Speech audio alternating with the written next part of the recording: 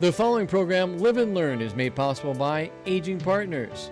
Find out more on their website at agingpartners@lincoln.ne.gov. Hi, I'm LETA Powell Drake, and have you heard about OLLI, the Osher Lifelong Learning Institute at UNL?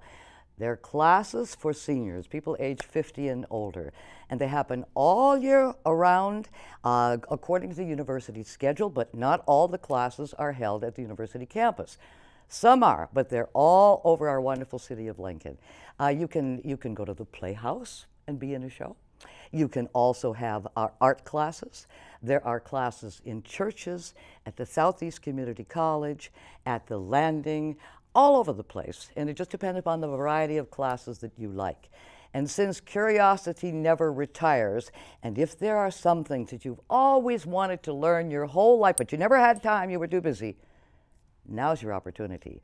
And I'm going to tell you the variety of classes that are offered, so you get a kind of a general feeling of we cut a really wide swath with either current professors at the university as teachers, retired professors, experts in the field. This is first class education, and there are no tests. There are no books to have to read. You're just getting together with friends and learning about something you've always wanted to learn about. How about the arts? How about classes in contemporary issues, in history, language, literature, lifestyles, philosophy, science, social science, technology, agriculture? I love those guys over in the ag department. You should know what I know about pigs now. Okay, and writing classes, tours at home and abroad, all over the world. I cannot say enough good things about OLLI. And one of the classes that we've created with OLLI is in the arts. And of course, that means that took us to the Lincoln Community Playhouse and the director, Maury Enders. How did you get involved in this? Well, this is kind of the seniors theater is a growing area of interest in community theater. For community theaters for years have had shows for young people, opportunities for young people, and someone finally realized that people like to be in plays all the way through their lifetime. And so the senior citizen movement for theater is really big. And at the Playhouse, we wanted to get on that bandwagon. And now we do that with our OLLI partnership. And by doing that, we're able to really be a stage for every age. At the Playhouse, we have shows for kids, we have pre-kindergarten classes for kids, and now we have our OLLI Playhouse Radioactive Players. And that's what I love, the fact that we call it Radioactive Players, because you don't even have to memorize the lines, because you know, in radio, they read the script. So for some of you people who are saying, oh, I can't be in a play, I couldn't possibly do that because I can't remember the lines. Well, you can read. Let's hope you can read. We have reading classes offered anyway. So that's a marvelous thing. Now, we started this about a year ago, and it was just really an experiment. And so we started out with the Jack Benny Show. In 1945, and Jack Benny received an admiralship in the Nebraska Navy. And the announcer on that show was Don Wilson. You remember, those of you who are older remember Don Wilson, kind of a round-faced, big, fat guy with a wonderful, wonderful voice. He was born in Lincoln. Okay, so we put on the Jack Benny Show, and we cast Rochester, and there is Steve Gaines. Yes. And the marvelous thing about this great actor, I hope you've seen him in the Flatwater Shakespeare, at the Playhouse for many, many years. Steve will be winning a Mayor's Arts Award coming up for the quality of his work during the course of his lifetime. So he has a really talent to be in our show. And some of the other people that were in that show, the Jack Benny Show, let's take a look. Oh, Virgin Vandergrind. Now, tell us about the costume. We tried to dress in costumes. Oh yeah, well you're a real proponent of these costumes. And fortunately we have a big costume hallway back there in the Playhouse, and everybody goes back and they find things that they think are vintage looking to kind of give that era, give that feel for the audience. Because in addition to being on stage with the microphones and our script, so we kind of capture that radio feel, we also have a live audience as well, and so we want to give them the look of the time period. Yeah, and that makes it really fun, because that Jack Benny Show was, I think, 1945. So we kind of looked around for 1945 costumes and had a ball doing that. And we've got another picture to show you. We're going to go take a back and look, because we got to do our own sound effects. That's right. It's a very important part of radio production. We're the Foley artists, the people who created those sound effects. And we try as much as possible. In the life of radio, they started to use electronic things like records for sound effects. But we like to go back to the real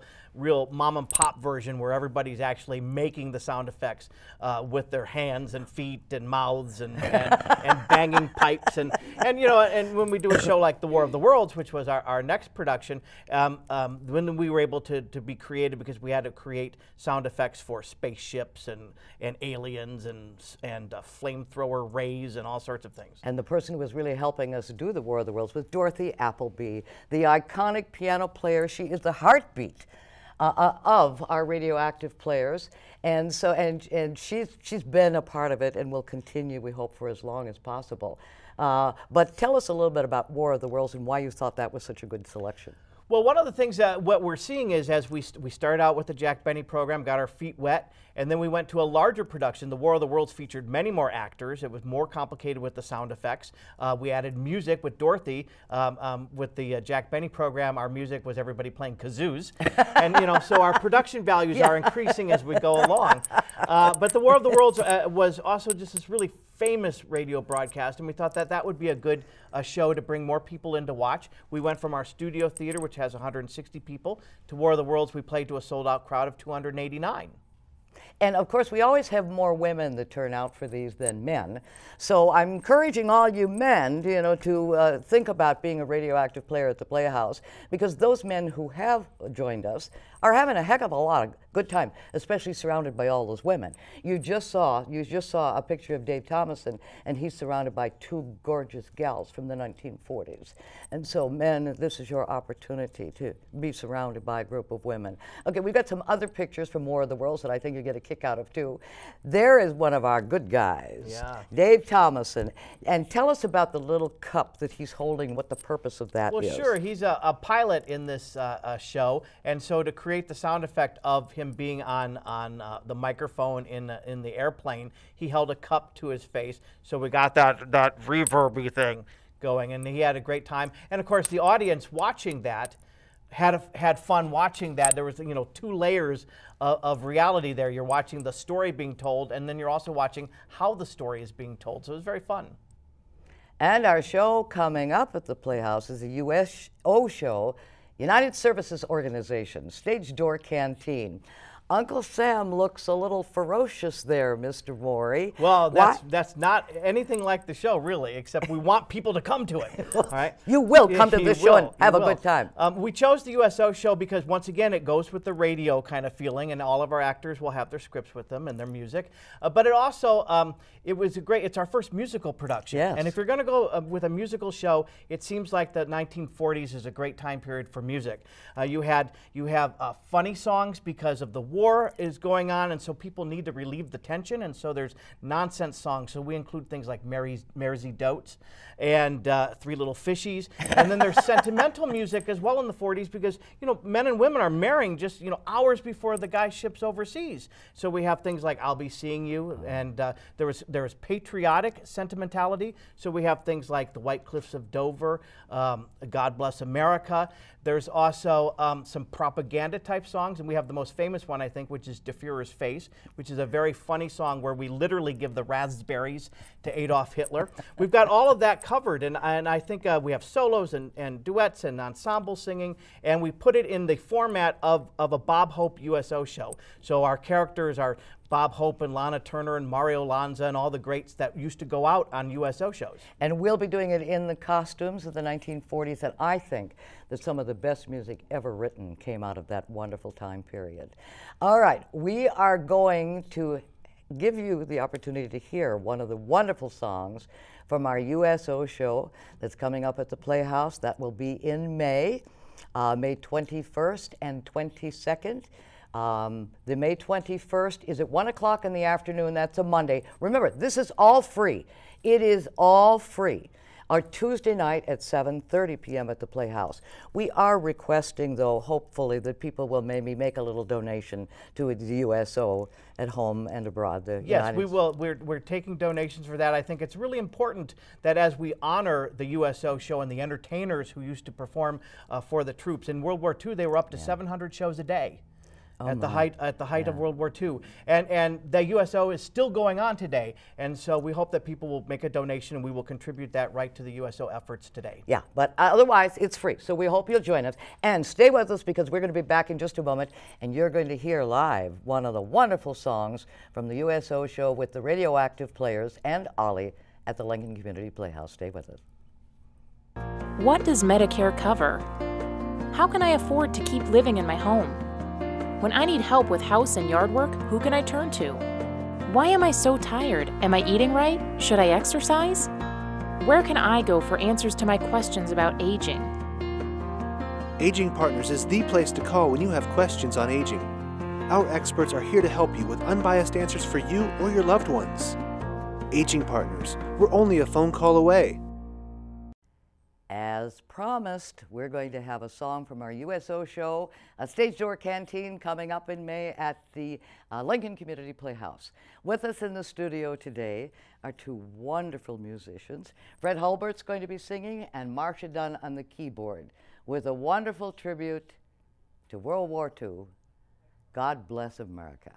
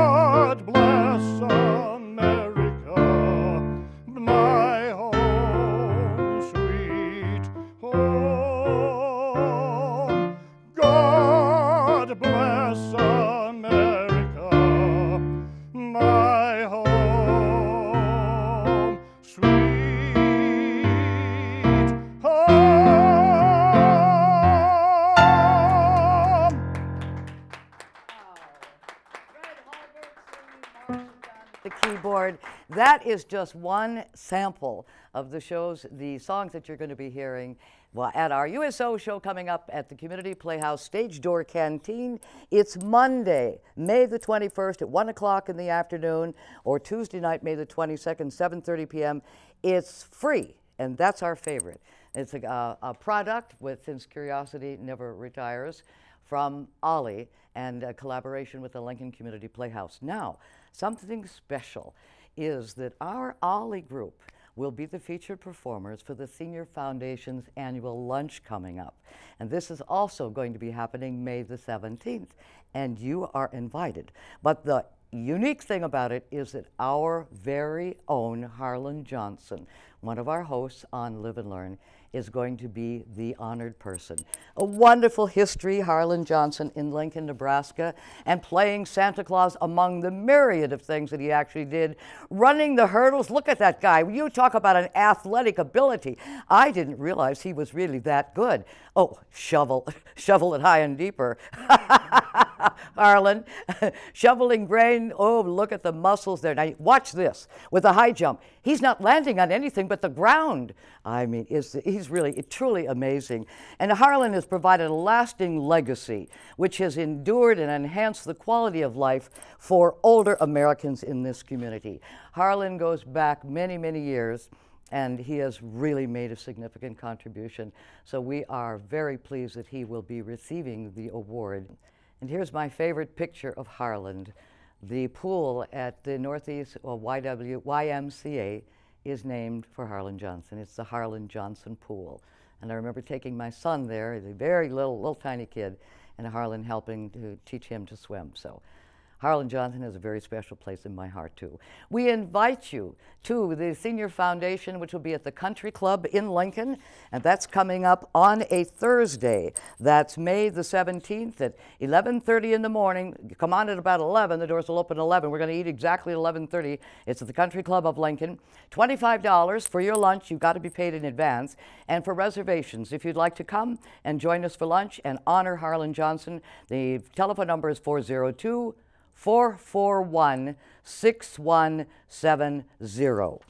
Please come and help us celebrate our friend and colleague and host here on Live and Learn, Harlan Johnson, as he receives the Senior Foundation's Keystone Award. Stay with us. There's more to come on Live and Learn. What does Medicare cover? How can I afford to keep living in my home? When I need help with house and yard work, who can I turn to? Why am I so tired? Am I eating right? Should I exercise?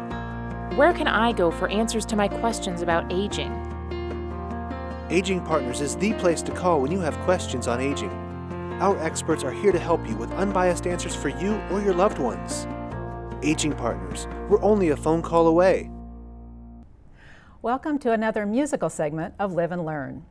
I'm Kristen Stowes, and I am pleased to have three guests with me today. Nancy Kenny, who is the director of both the Nebraska Christian Men's and Women's Choruses. Judy Schonard, who is a representative from the Women's Chorus, and BIRK Adams, who is with the Men's Chorus. Welcome all. Thank you. And may I apologize for my voice today. I would not make a very good choir member at present. Nancy, as director of these vocal groups, I'm guessing you have a very strong musical background. Could we start by hearing what your musical background and training is? Well, I'd love to. I am the director of the groups. It's always hard to start talking about myself, but I will be happy to do that. I started singing when I was about 5. I'm from a very musical family. I took piano lessons for a long time, was very active in elementary school and high school in chorus and musical activities. And then I majored in music when I was in college the first time. I've been a performer and a private music instructor for about 30 years now. So music has been a huge part of my life. Yes, I can see that. The time you spend with these groups is all volunteered. What do you receive in return from this significant commitment? Well, you know, volunteer is an interesting thing to do with your life.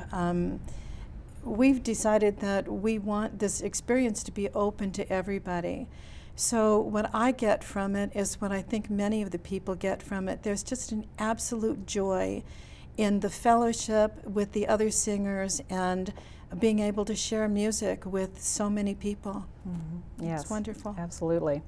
And I've come to understand that there are significant health benefits associated with older adults who sing. Is this correct? Kristen, you're right. I mean, I think when you think about it, probably anything we do that makes us feel great releases endorphins into our system, and that helps our immune systems. But singing has the added benefit of actually helping us put more oxygen through our bodies, and it's really very good, I think, health-wise for us. Absolutely, absolutely. Now I know when you think of a choir, you think of the choir standing as they sing, but I understand that you are working to accommodate those with standing limitations? Yes, we have some older adults in both of our choruses, mostly in our men's chorus. And so we've decided this time as we do our performances that we'll have one row of standing and one row of sitting, of course, sitting up straight. Absolutely. That's wonderful that you can make that. I think it'll be good. Yes, yes. Do you have a personal story that you could share that might exemplify how this musical experience has impacted the life of a choir member? Because I'm sure you hear all kinds of poignant stories. You know, there's a story for every person in the chorus, Absolutely. but I will talk about one of the gentlemen, and I'm going to name him. His name is John Ellis.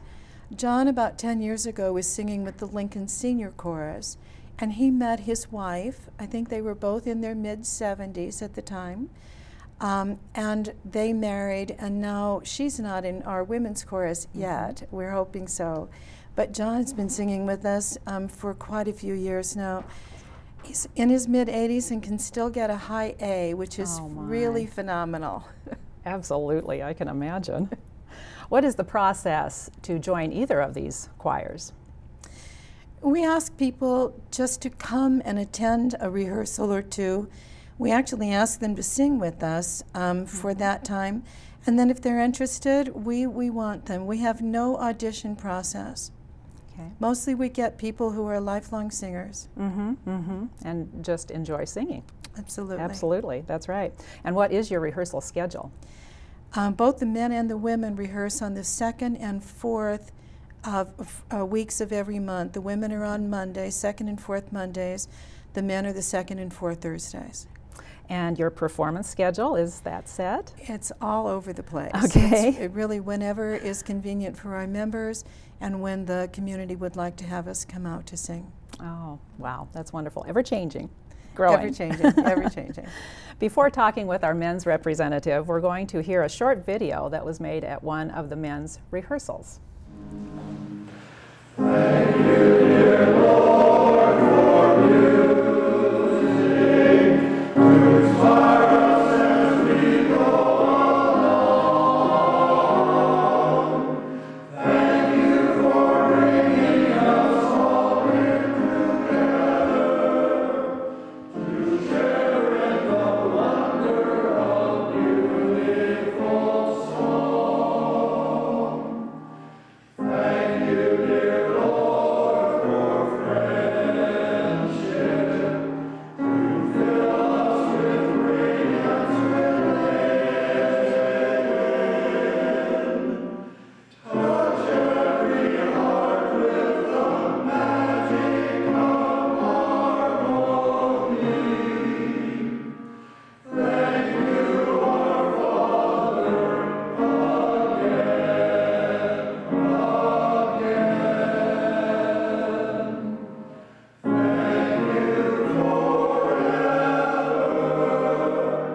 Father,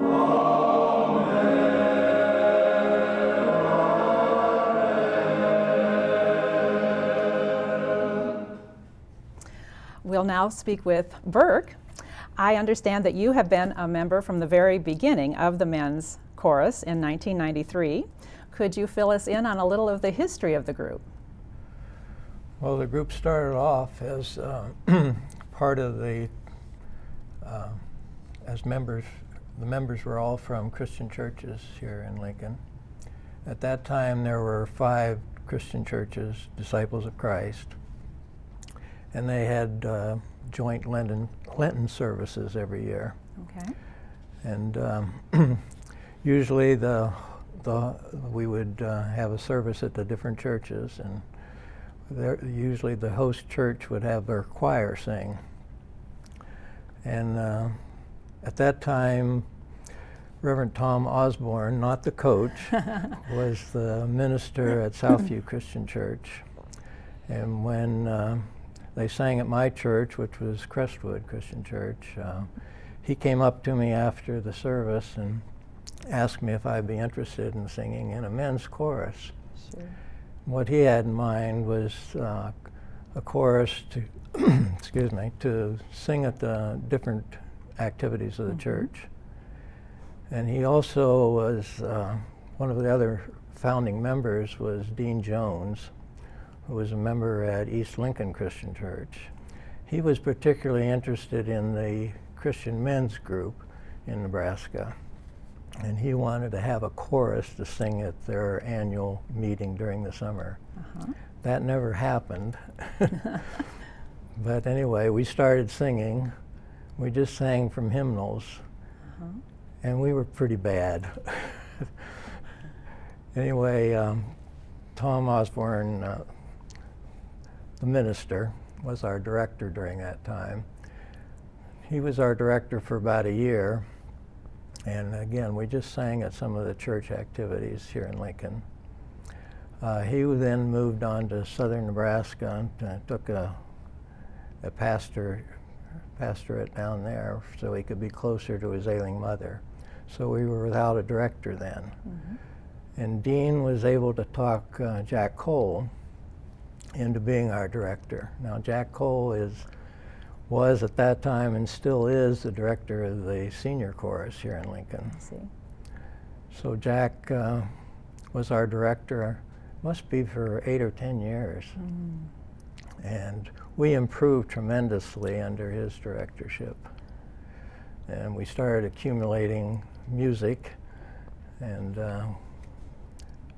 anyway, Jack had connections through the senior chorus with a lot of retirement homes and for other organizations here in Lincoln. And so he started having our men's chorus sing for those same organizations.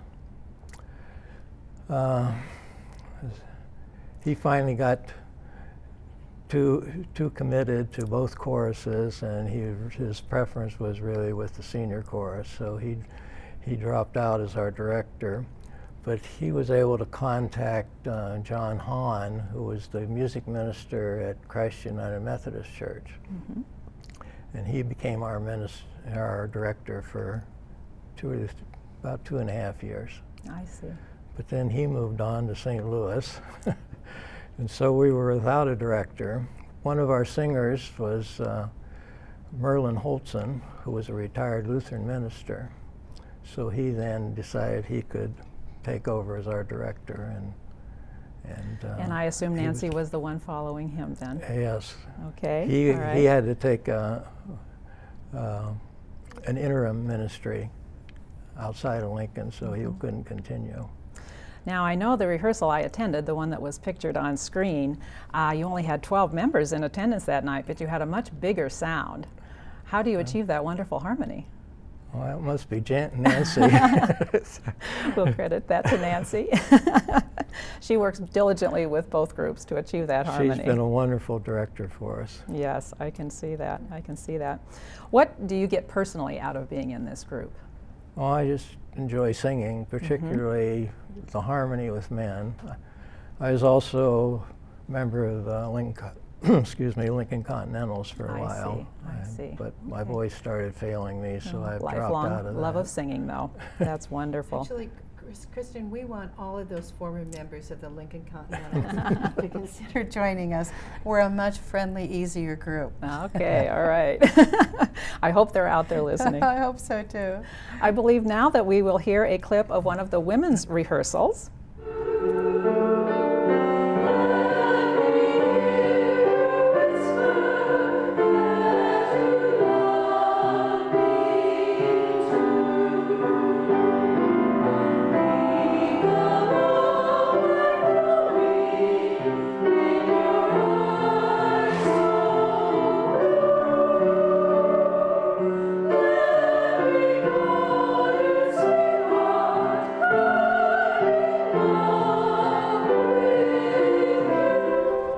I noticed that Judy was smiling a lot during that video. It was wonderful. Judy, you are on the beginning side of this experience as the women's choir just began in February. Are you looking forward to your first performance?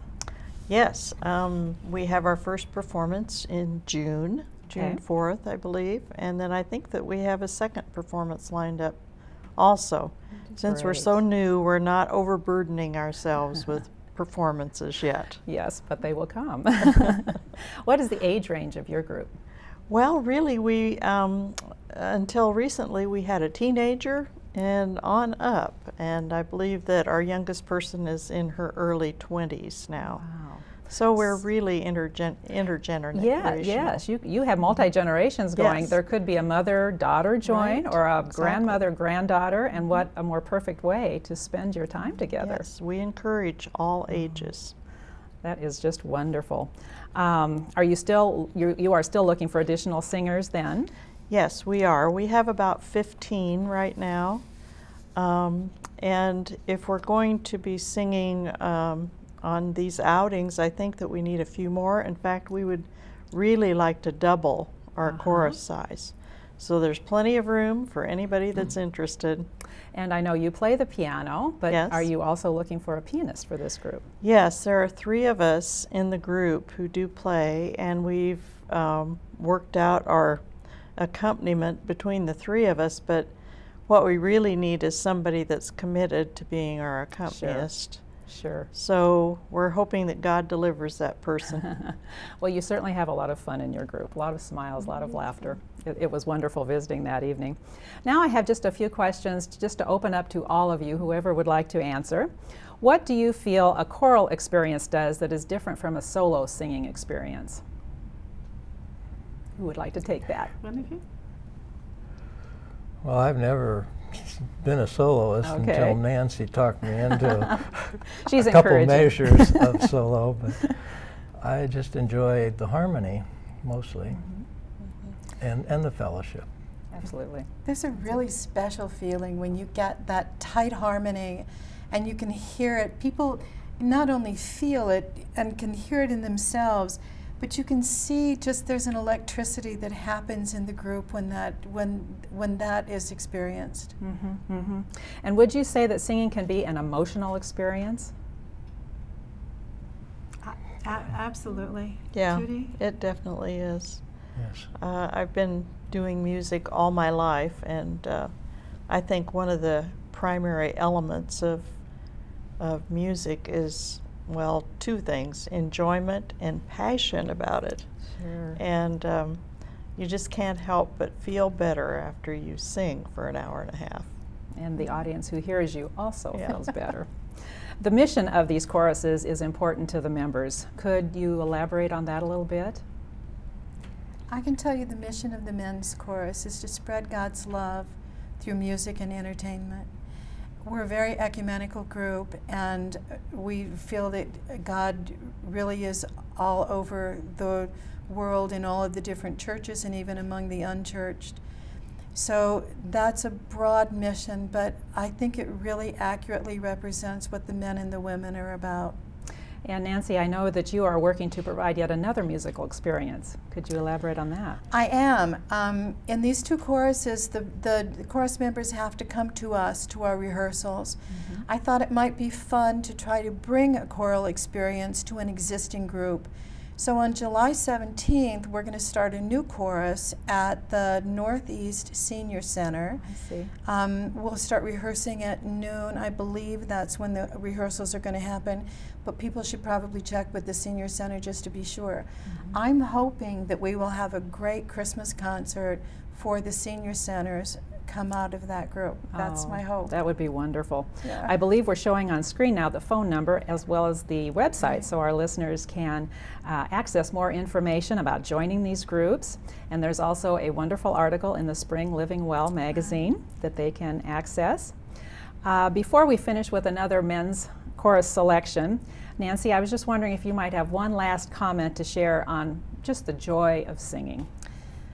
Honestly, what I really hope is that people will truly give some thought to singing in some sort of a choral experience, whether it's with one of our choruses, one of the other existing choruses in Lincoln, their church choir, or even just their family, getting their kids together. There's something really it's not easy to duplicate unless you are singing with people, what it feels like actually to share this sort of experience.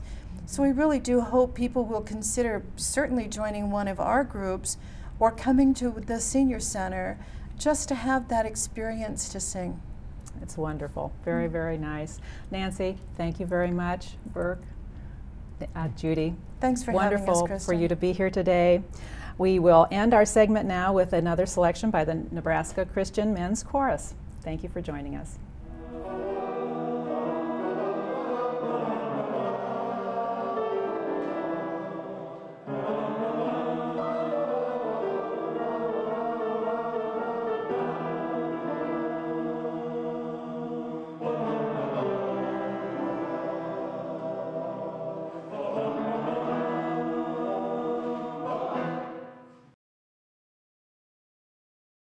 Lincoln loves its trees. Now you can show your support through the 2 for Trees program.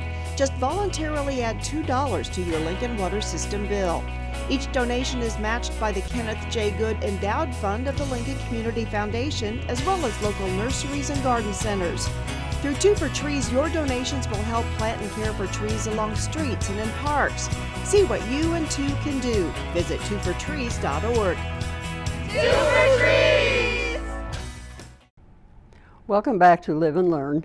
I'm DELORES LINTEL, and my guest today is Sharon Duffy, who is a registered nurse at Madonna Proactive, and we are going to be discussing strokes today. So tell me, what are your responsibilities at Madonna? Thank you for inviting me, DELORES. My responsibilities there, my title is Coordinator and Manager of Integrative Health and Integrative Medicine. So what that involves, I manage cardiac rehab. We have an outpatient cardiac rehab program there. I am a wellness coach. I work with all of the new members as they come into the club on their health risk assessment. And then I teach some classes like in journaling and meditation. When you think of integrative, it's all that extra complementary treatments that we can offer to people that are above and beyond their medical treatment. Okay, that helps them deal with their therapy and recovery. Right. Okay, and you are a stroke survivor. I am. So you know wherever you speak. Tell me exactly, what is a stroke? Okay, a stroke is a condition or a disease where there's an interruption in the flow of the brain, of the blood to the brain. And therefore that interruption, and we'll talk about the different types of strokes, but it prevents oxygen getting to the brain. And so the first type of stroke that we'll talk about is an ischemic, and that means blood clots. And that is the most common type of stroke. 87% of the strokes are that, can be very fatal. So what happens in that ischemic stroke is that blood clots form either in a major vessel or any vessel, and then they travel to the brain. Okay. And the next kind of stroke then involves bleeding? Yes, and that's called a hemorrhagic stroke. Okay. And so when we think of hemorrhage, that's bleeding. And there's, we'll talk a little bit more about maybe the types of it, but there's intracerebral, that's within the brain, and then there's the subarachnoid, which is outside the brain but inside the skull. So either way, it causes pressure in the brain. And then when we talk about, I'll come back to hemorrhagic after a bit when we talk a little bit more about that. Okay, and then the third kind of stroke is the lighter or less severe kind? Yes, and that's a TIA, they're called, transischemic attack. And this one is probably the most common, but we really call it, like you say, a mild stroke or a mini stroke, or it can even act as a warning sign. People can have this kind of a stroke. It's a smaller clot, the clot moves, but then it most of the time there's very little damage or residual. But what it does, like I said, when it's a warning sign, what it does then is tells the people you are prone. You have to start paying attention. Right. When we talk about the risk factors, then I'll remind people the importance of paying attention and doing something about them. Okay. And what is the difference between a heart attack and a stroke? Okay, well, if you think of a heart attack, that's when the blood is cut off, some circulation is cut off to a portion of the heart, and that's also a clot that has formed and has either moved into a vessel or has obstructed a vessel, so there's lack of oxygen to a portion of the heart. Well, a stroke, we could call it a brain attack. It originates, the clots and everything, it's all to do with the vascular system, but it's the brain that's affected instead of the heart muscle. Okay. So they're related. A heart condition and vascular disease can be a large contributor to a stroke. Right. It's really the cerebral vascular disease. It's called that initiates either one of them. There is a condition in the heart called atrial fibrillation where the heart's out of rhythm, and that heart condition itself then, when clots are formed from that condition, they can travel to the brain and so cause that a stroke. if someone has an irregular heartbeat, that puts them in a higher risk factor, I would assume, for a stroke. Yeah, it's not all irregular heartbeats, but the atrial fib especially. Okay. All right. Now, are there strokes only for seniors, or do people who are younger and even children have strokes? You know, they're more common in people over 60 or 65 because age is one of the risk factors, but they can happen even in babies and in infants. They can happen anytime. Okay. I might just say on infants and young children, many times it's a congenital malformation. Okay. But it could also be from an infection that they might have had. Oh. And then if we get into, or a trauma. Okay. So some of our, you know, shaken baby syndromes can cause strokes. Sports related, when there's a sudden trauma to the brain. Anything that would form a clot somewhere? Well, either a clot or remember that rupture. And so if there's a weakened vessel at all, then when it bleeds in the brain. And a pulmonary embolism could also cause a stroke if there's a clot in the lungs, or not? A pulmonary embolism is when a clot has traveled to the lung instead of to the brain. Okay, all right. Okay. Okay. If a person thinks that they are having a stroke, what is the most important thing to do? How do we handle this? Well, call 911. 911. Yeah. Okay.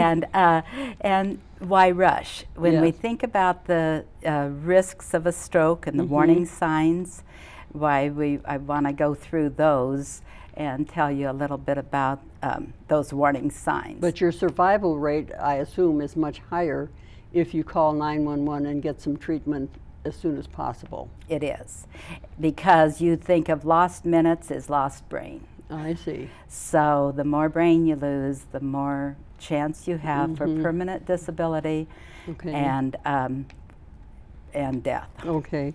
Is it wise to take an aspirin? No. No. And the reason for that, we talk about that for heart. Yes. If we know for sure the clot is in the heart, in the vessels of the heart, causing heart pain, then an aspirin would be advisable. But in the brain, when we go back to those two types of strokes, we don't know if it's a clot or if it's a bleed. So that's why you need to get to the hospital. You need to have that diagnosis made. Aspirin could really make it worse. Yes. If it's a clot, TPA, the blood clot buster medicine. So that has to be given within 3 hours of the onset of the stroke. Okay. All right. What are the symptoms? What should you look for if you're not feeling well and you think possibly something is wrong? What would be a symptom that a stroke is imminent? Okay, well, there's the first thing that you might notice is a sudden weakness, and that might be seen in their face, as maybe their face is drooping on one side. So you might say, smile. And if their smile isn't even, you might be worried about that. You might have them lift an arm, and then if it comes down too slowly, then that's a sign of weakness in the limb somewhere. If it drops, not if it comes too slowly. The other thing, there's several other symptoms that we want to talk about, and that can be confusion, inability to speak. They might have slurred speech. It might be vision. Vision is a big one. Either blurred vision or loss of vision in one or both eyes. You might see one side that's worse than the other. They might be dizzy, or they might be out of balance. They might lose their coordination. I had a friend that was trying to get a glass of water, and she couldn't get the glass under the faucet. And then she tried to tell her husband, and she couldn't speak it. But she got to the doctor fast, got the medicine, and is fine. So any of those symptoms is a sign, call 911. Yes. And note the time. Look at the time right away, because they need to know. Now, you might get to the hospital, and when they get there to diagnose it, they're going to have to do a CAT scan or an MRI, because they won't know if it's a bleed or a clot. And if it's been too long for the 3 hours, even if it's a clot, they aren't going to give that medicine. There would be a different important. route of If you know treatment. it happened at a certain time, it will help them determine what kind of Yes. treatment or tests Yeah. would be appropriate. That's why we really I emphasize the note the Well, time that is important, was. isn't it? Mhm. Okay. And Now- write it down because you might forget it. Well, that's true. With the excitement of what's Mhm. happening, you want to be sure that you're correct in what That's you give right. them. Okay. We also have a slide with some risk factors that we might want to talk about some too. So tell me some risk factors that we should look for and what we Yeah. can do to manage. Okay, there's several that you cannot control, and there's several that you have, I wouldn't say you can control, but you can certainly affect them. Okay. So the first thing is age. Like we say, as you age, it gets, the risk gets higher. Mhm. Heredity. If you have a family member that has had a stroke of any type, then you're a little bit more prone for that, Mhm. any family history. Race, it seems like the black population is more prone to strokes. Mhm. They're also more prone to heart disease, diabetes, and obesity, Mhm. and that's just a genetic thing.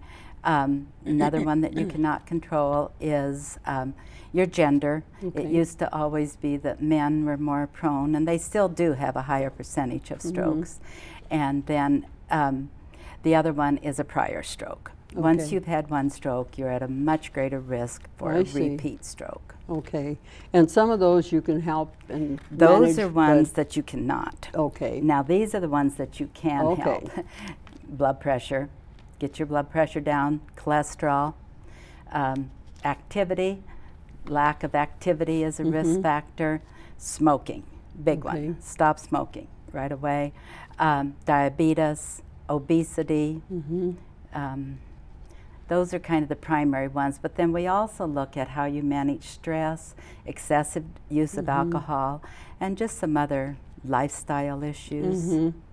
So some of the things are just taking good care of yourself as you age, get more exercise, and watch Mhm. your diet. Try not to have as much stress.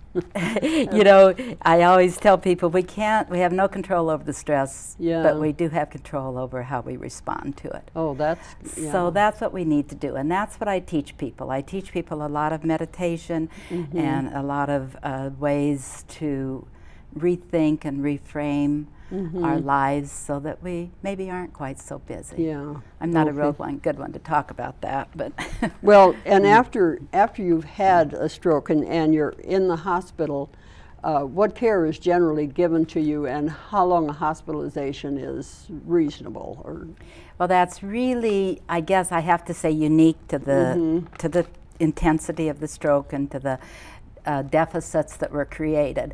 But initially, like they will, for the hemorrhagic one, they will have to do surgery, possibly, if they may assess and decide that maybe there's a new coil that can be inserted depending on where it is. It's kind of like a stent in the heart. I see. And sometimes there's more risk with surgery than performing the craniotomy. Mhm. And so that is the initial treatment. But even in the acute care hospital, they start rehab. And Mhm. so rehab is to retrain the brain. Mhm. And so if you've lost your vision, they're going to help you compensate, cover the eye that you do see out of, make the other one work, you Mhm. know. If you have speech deficits, swallowing deficits, Mhm. thinking deficits, you're going to see a speech therapist or an occupational therapist.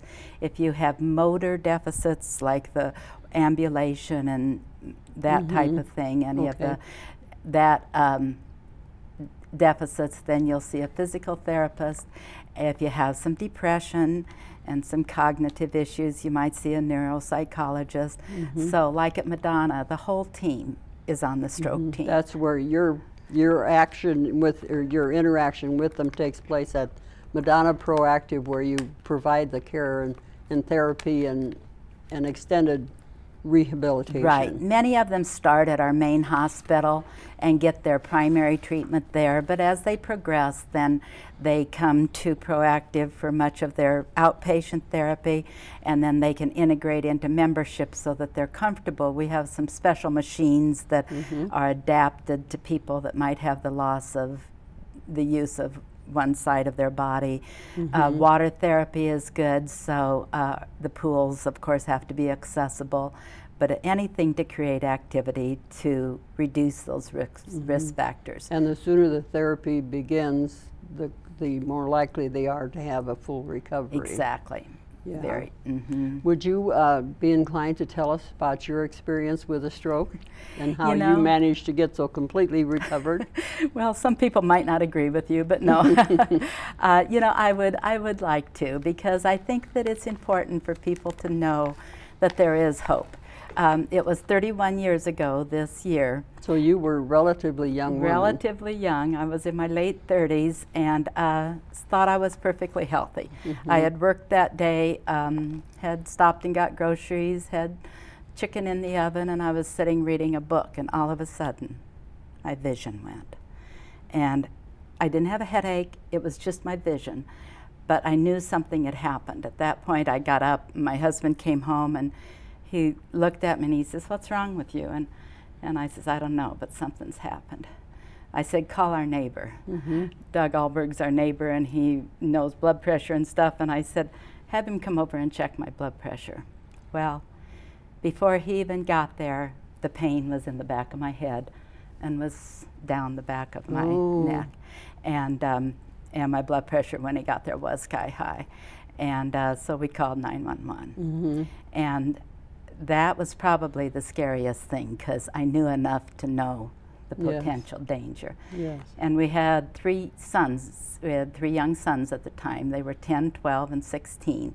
So much of my story evolves around the family. And sometimes I get emotional, and that's okay. I always tell people it's a side effect of the stroke, which I was emotional before. But our 16-year-old arrived at home just as the ambulance was leaving, so that was very scary for him. Our 12-year-old was not at home, but he was out at my brother's and then had to get the news and came. And the neat thing that he contributed to it then was later, when he was in college and high school, he had to write a story about one of the most important things that has happened in his life, times in his life. And he wrote a paper on the day that he almost lost the person he loved the most. And so I learned a lot from that paper, because even though people had told me a lot of things, I hadn't remembered them. And our youngest son did an interesting thing. He was 10 years old, and everybody was so busy helping me, taking care of me, that he went to the phone and called my sister. And he said, "I don't know what's wrong, but my mom's really sick, and I need you." Well, just at that time, the ambulance came and left, and my sister heard the siren in the background. So you can imagine how scary that was for her. Well, and just realizing that it was affecting your children that much, that too had a real effect on you, because you just didn't know what was going to happen at that point. Well, it did. You know, you ride away in that ambulance, and I was perfectly alert. And I didn't know if I'd see the kids again or not. That's true. Well, then I was very fortunate. Had good care. 911 came, and I started telling them which doctors I wanted, if it was heart, if it was brain. And the nurse on the ambulance, Nancy, she'd been a student of mine, because I had taught at Bryan for 25 years, and she said, "It's not heart, it's brain." Okay. So anyway, got to the hospital, and the doctor thought maybe I was hyperventilating, and maybe I should go home. So that was scary, and I said no. No, there's something so they called the neurologist, and there was blood in the spinal fluid. But then it was 31 years ago, so we didn't have all the CAT scans and MRIs to do all the diagnosing. So it took a week for them to really decide where the bleed was.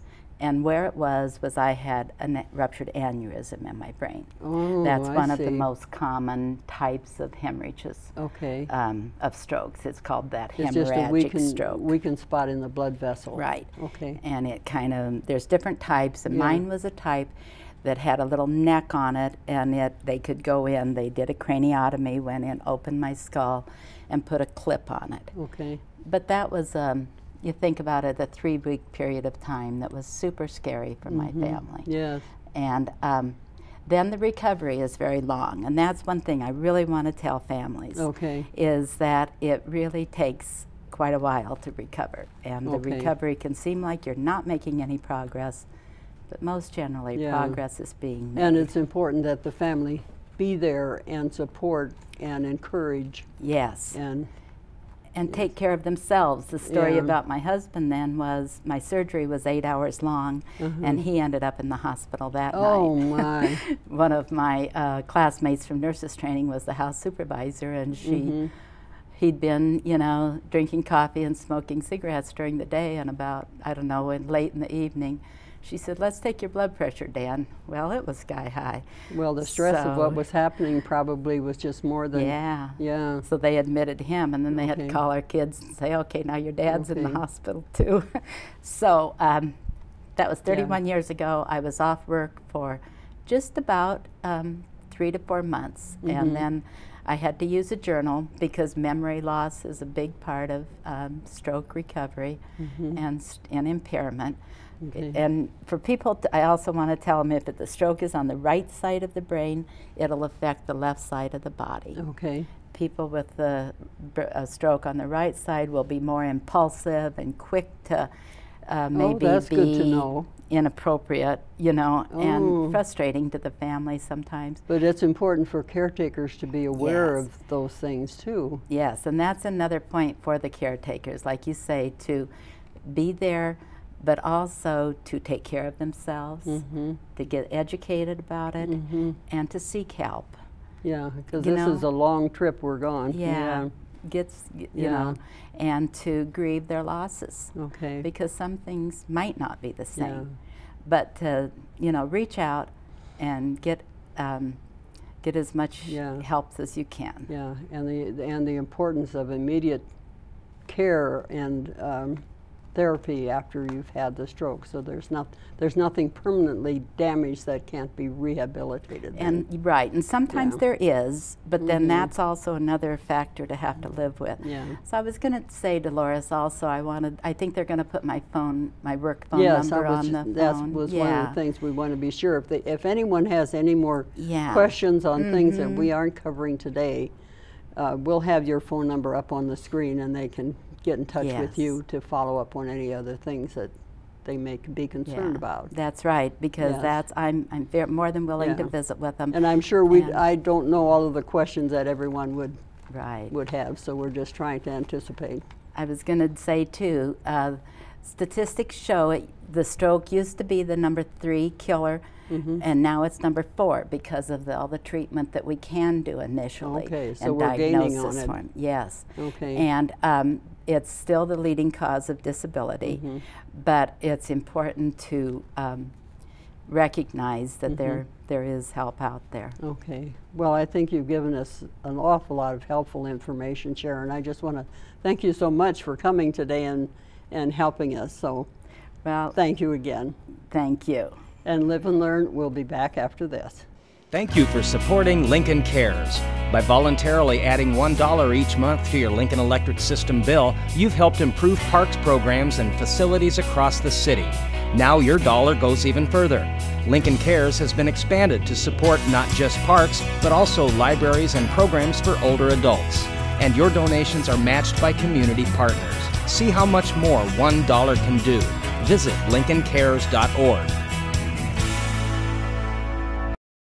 Welcome back to Live and Learn. I'm Sam Truex, and today I want to discuss continuing careers after retirement age. Examples of continuing careers would be Christopher Plummer, who got an Academy Award this year at age 82, Doc Severinsen, who was the primary artist at a concert in Lincoln recently at the age 84, and Sally Gordon, who worked at the state capitol when she was 100. Now, my guests today are not quite as old as Sally Gordon, but they have a continuing career, and actually they changed and restarted their careers at retirement age. My guests are Dale Williamson, who is the agricultural representative for Senator Ben Nelson's Lincoln office, and W. Don Nelson, who is the publisher of the Prairie Fire newspaper.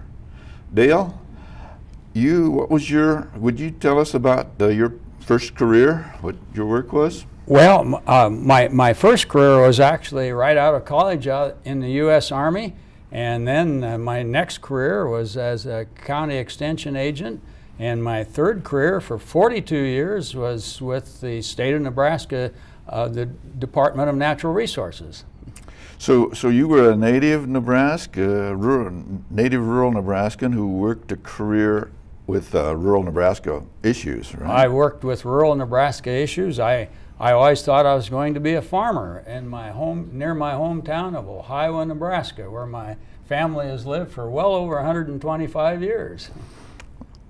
And what about you, Don? Would you tell us about your primary career? Well, unlike Dale, I'm not sure that I had a primary career. I've had about 7 or 8 of them over the years. But my Nebraska career started about 43 years ago, at least the first chapter in Nebraska, when our family moved here at the end of 1969. And at that point, I went to work for government. I was hired to work for Governor Norbert Tiemann's State Office of Planning and Programming, and then worked for Governor Exon when there was a transition in administrations. And our family then moved to Wyoming in 1977. We lived in Wyoming for 7.5 years. We came back, and I was back in government for a while, and then I was in the private sector for almost 15 years. Then I was back in government, then I was back in the private sector, and I've retired twice. So actually you were when private industry, you were still working with government, or were you? I would say about half of our activities when I was in the private sector were related to corporations, corporations, and about the other half was state, local, and regional governments. So you've had a long, that varied career was about 40 years or so, right? Time flies when you're having fun, but it was somewhere almost approaching 45 years now. 45 almost years, yeah. Equally split between government and the private sector, but not one half and then one half, but sort of back and forth. Well, I know, Dale, you had a second career that paralleled your working for the state. Can you tell us about that, what you did there? Well, yes, my second career, and when you add that together, as soon as I got out of the Army, I joined the Nebraska Army National Guard, and I stayed there for the next 30 years. So that was, I always liked the military, and I almost stayed in the military permanently, but I'm glad I came back to Nebraska because the Guard was a good fitting role to follow my career in the Army. Yes, for 30 years, and basically you attained that was an interesting career, but you attained the rank of general, ultimately, brigadier general. Yes, my last assignment was the 67th Separate Infantry Brigade Mechanized, and that was a great assignment, and we had several thousand people in that unit. I know that was an interesting career, and one of the highlights, or one of the hard work series that you did was when Omaha was hit by a tornado in '75. And I am glad you brought that up. I was in Omaha with Governor Exon at that time. We were at a water briefing, and the tornado hit, and I found out later that W. Don was up there too at the same time. But we alerted the National Guard from that very meeting, and the Adjutant General said, "You're in charge." So I stayed. I thought I was coming home that night, but I came home 7 days later. Well, you couldn't recruit Don to stay there for 7 days. I think he went back home, but we got him some pictures and everything because he was working hard on it back in Lincoln. Well, I know you had a lot of help because the National Guard units were really involved in that cleanup and rescue operation. Yeah, I had about 1,500 people under my command for a while there while we were protecting Omaha and doing things. Well, I continue to be grateful to the Nebraska National Guard because of their accomplishments in the community and the state and the nation, and I hope Nebraskans recognize all of those efforts on the Guard's part. I can see both of you had good careers, and you could have been satisfied with just retiring to golf or fishing, but instead you went on to other things. What caused you to want to publish, be a publisher, Don? It was always a dream in the back of my mind when I was on someone's payroll. There were 4 or 5 times that I gathered together a small group of my friends, and they all talked a big game. I could never talk any one of them into quitting their day job and becoming the publisher. So when I retired from Ben Nelson's state staff, I was his state director for his first term, I decided, well, this was the time that I could, in view of the fact I was quitting my day job, could get together a group of friends and we could launch the paper. So we did so in in July of 2007. So we're just about 45 days away from celebrating our 5th monthly edition. That's good. That's an excellent paper. 5th year. But I am surprised with your political background in Ben Nelson's office and in the government of Wyoming and things. I'm surprised that you rely so heavily on environmental issues in your newspaper instead of having a more political context. How do you explain that? You know, Nebraska became a state 145 years ago because of 2 principal propelling forces on the Great Plains. Number 1, immigration, and number 2, our rivers. So I've always maintained a healthy interest in the environment and what's happening in migration patterns to the Great Plains. So when I launched the paper, I figured I would give the paper roots and let it develop its own wings, and it seems to have a pretty good balance toward the environment and social issues, the humanities, the arts. Yeah, you weren't really, I know Senator Nelson has been involved in environmental issues, but you weren't necessarily promoting or involved in those when you were in the other careers, but once you got out, you... Well, I had buddies like Dale that would front for me, so I could stay in the background. But I've always been an outdoor person from my earliest youth and spent a lot of times in the backcountry. Well, I had guests on Live and Learn in the past where we discussed the fact that the more mature citizens are they are involved in obtaining and maintaining the prairies for the Audubon Society and in standing up for legislative issues that involve the environment and other environmental issues, and so even more so than some of the younger generations maybe.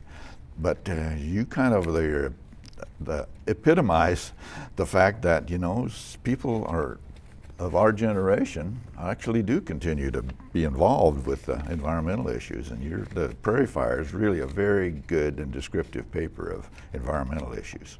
Well, I try to be the motivator to convince people that there are several careers buried inside of them, and with enough urging, sometimes people are willing to take a chance and use their skills and talents to open a new chapter in their lives. That's great. That's what I want. That's what I want us to convince folks of. But Don wanted to be a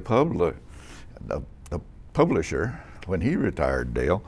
But why didn't you just retire after your dual careers?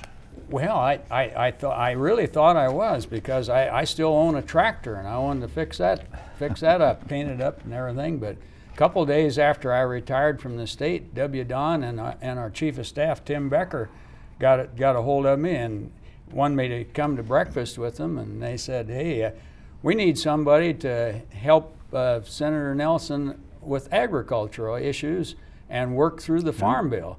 And they didn't tell me the first Farm Bill. Now I'm working through the 3rd one. So, and they're up every 4 years. So. Yeah, I anticipate you've stayed a little longer in this job than you really intended to originally. So probably did.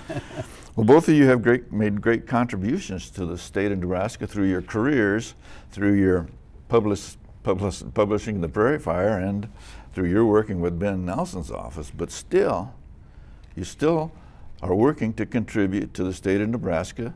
So tell us about your ad hoc committee on water resources that you kicked off there, Don.